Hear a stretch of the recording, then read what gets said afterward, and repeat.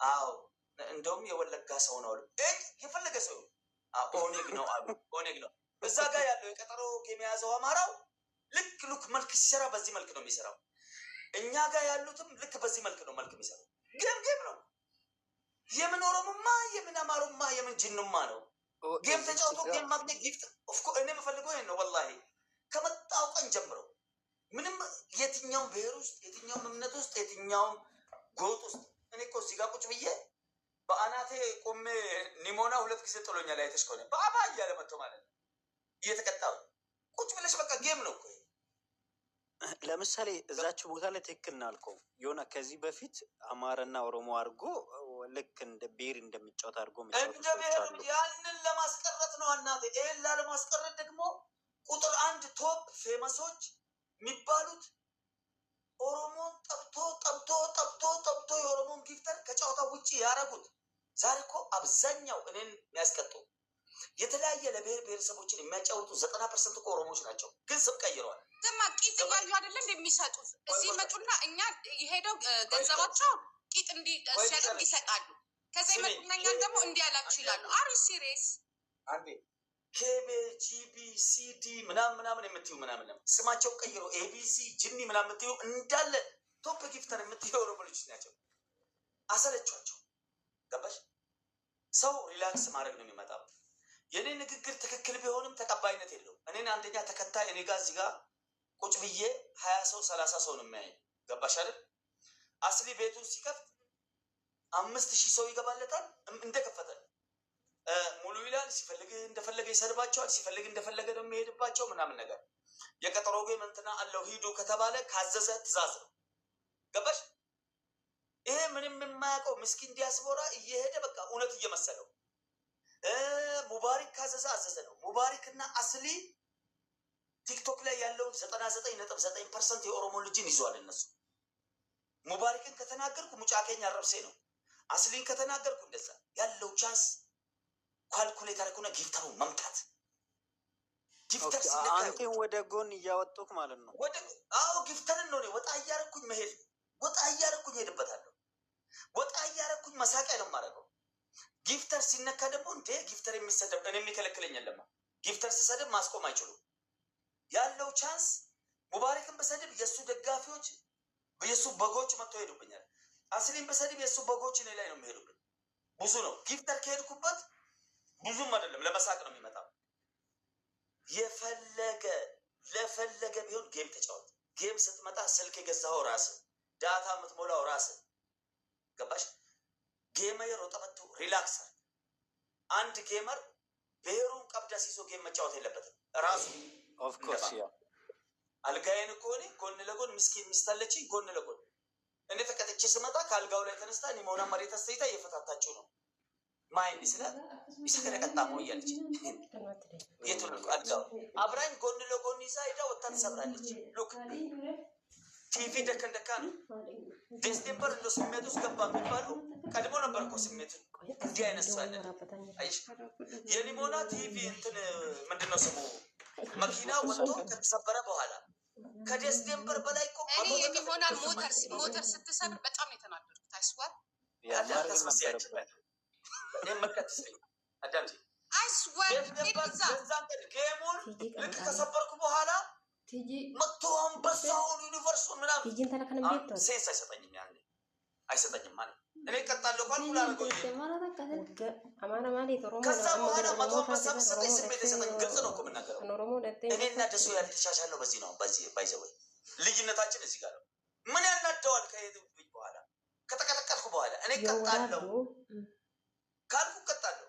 ከተቀጣው የሊሞና መኪና ከሰበርኩ በኋላ እኔ ምን አይነት ጭንቅላት አላየንህም እኮ ሪካርድ ላይ እኮ ነው ያየነው። ብንኖርማ አትሰብራትም ነበረ።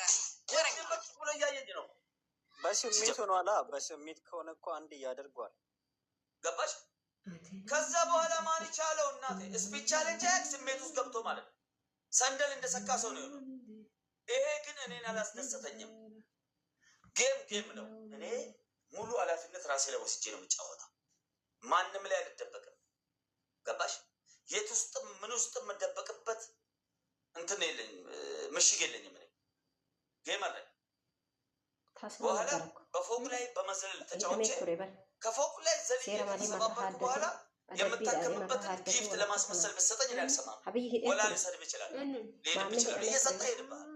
እንዴት ነው ብዬ ጅራ አቦ ከፈለክ ስጥ ከፈለክ ምናምን ይላል። አንድ ቀን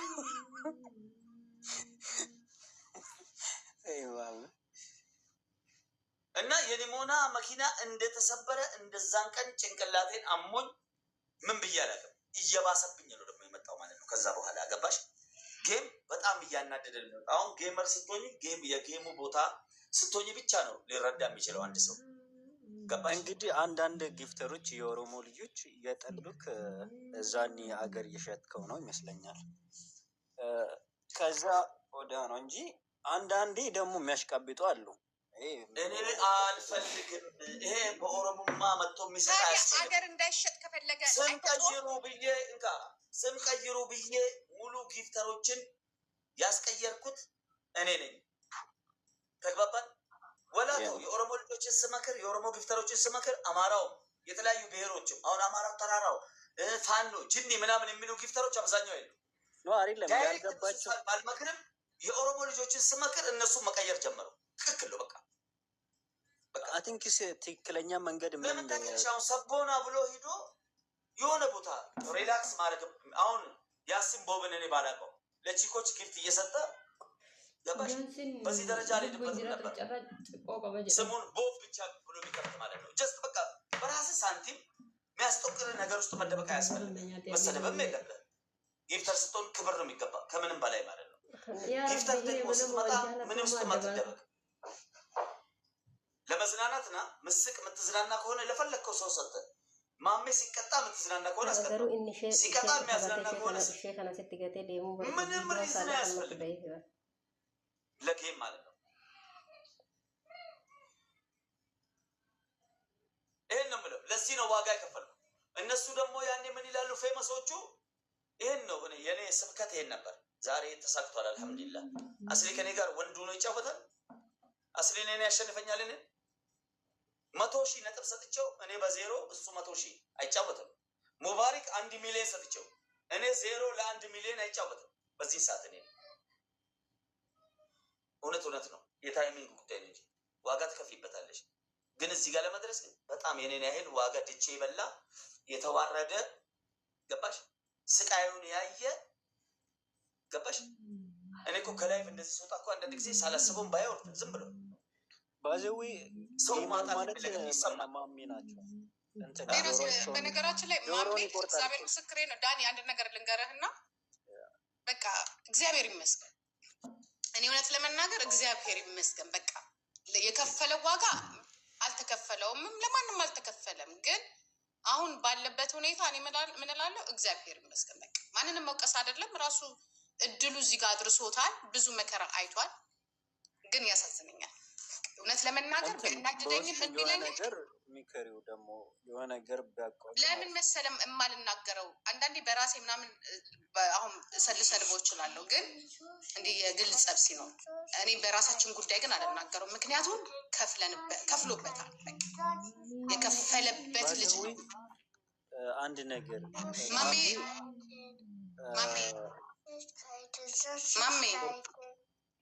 ከልጁ ጋር